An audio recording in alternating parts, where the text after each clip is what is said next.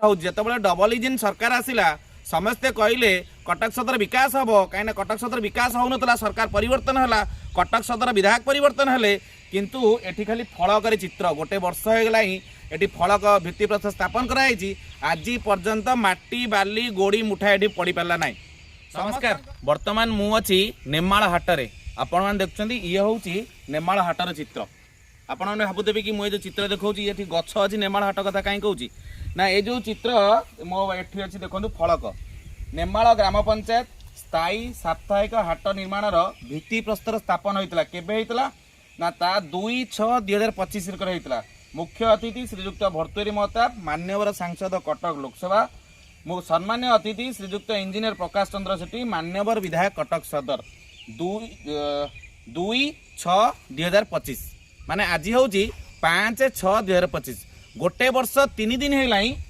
भित्ति प्रस्तर स्थापन करा किंतु आज पर्यंत एठी गोटे भी मुठाए माटी पड़ी पारा ना देखी पारे एठी पूरा पूरी जो जंगल चित्र ये देखुए जो गछर चित्र किंतु आज पर्यंत एठी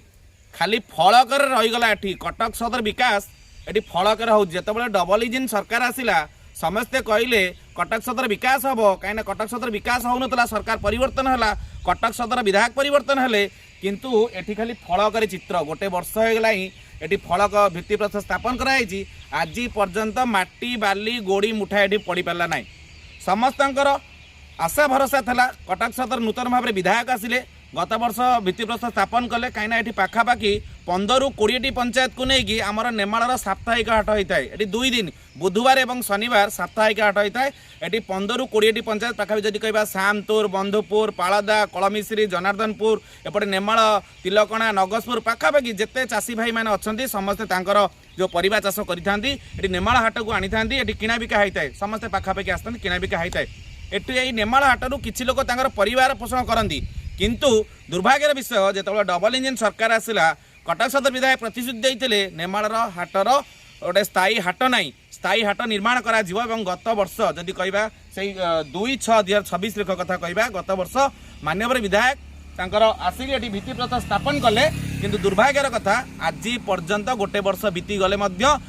एटी माटी मुठाए पड़ पारा ना गोटे पटे गत काली